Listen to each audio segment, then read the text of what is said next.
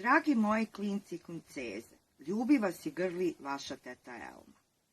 Svake godine u najljepšem mjesecu, mjesecu maju, kada se budi priroda i ptičice najglasnije pjevaju, lista drveće i cvjeta cvijeće, počinje i najljepši festival, festival dječje umjetnosti u Sarajevu.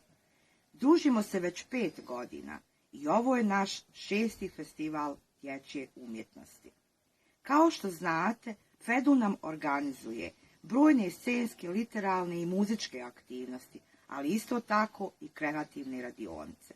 I ove godine sa vama je udruženje Sahan, a proteklih godina sjećate se da smo izrađivali razne predmete i igračke od vune.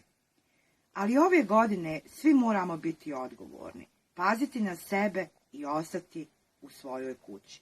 To nije razlog da budemo tužni zato što nećemo ove godine biti svi zajedno na jednom mjestu gdje se nećemo igrati, veseliti, plesati i recitovati, svirati, zato što vas pozivam da fedujemo online svi zajedno.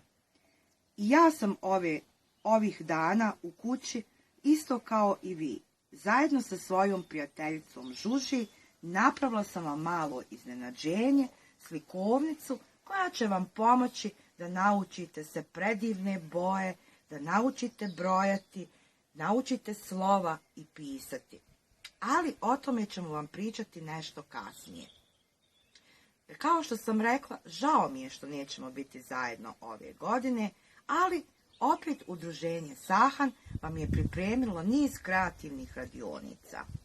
Naši gosti danas će biti djevojčice iz 5. razreda osnovne škole Mirsad Prnjavac, koje će vam prikazati i pokazati sve ono što su kreativno pripremile. Zato budimo odgovorni, budimo zdravi, ostanimo u kući i fedujmo online zajedno.